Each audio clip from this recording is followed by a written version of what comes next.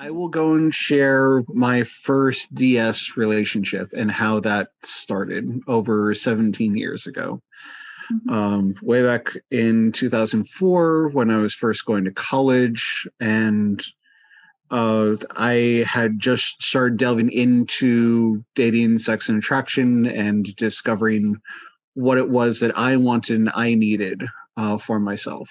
And through the first book that I educated myself with, called Double Your Dating by David D'Angelo, I picked up some dating skills, and as well as the idea that there were women out there that I could go and approach and say, hey, I want to date you.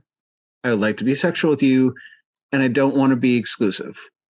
And that there were women out there that would actually be generally okay with that. Mind-blowing at the time for someone who had been born and raised out in Minnesota and only knew the heterosexual monogamy as the only kind of option that was presented. And with that, I started doing some dating on Craigslist. If those of you actually remember doing the Craigslist personal ads. And I came across this personal ad that said, Prometheus was bound for all of eternity. The rest of the ad said, this girl only wants to be tied up for a single hour, and had a picture of Prometheus being when he was tied to the rock, which was his punishment in the Greek mythology story for him actually bringing fire to humanity. So I wrote her back, letting her know that I knew the actual reference to the story. I wrote her back saying that how I would bind her for her sins against humanity, and I would stoke the fires within her. And by the end of the hour, she'd be begging for release, but not from her restraints. And that was well enough for me to actually garner a first date with her. And on this first date, we went and met for coffee. And she and I were both students going to college at Chico State, and she was planning on going to a class after going meeting with me. So, no pressure, just a casual meet. We kind of clicked during the actual talking in the cafe, went for a walk, sat down next to a stream that was along the side of the path that was running by.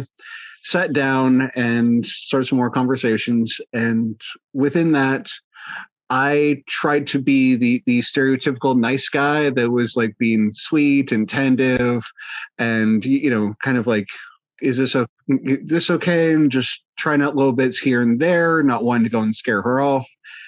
And at one point she looked at me and said, this really isn't working for me. I sat there for a moment, went, okay, what would work for you? And she looked me straight in the face and said, what I really want is a guy who's willing to go and grab me by the throat, shove his tongue in my mouth, and go and furiously finger me. I went, all right. And I did exactly that right there. Which was like the boldest thing that I'd ever done in public to that point. She absolutely loved it.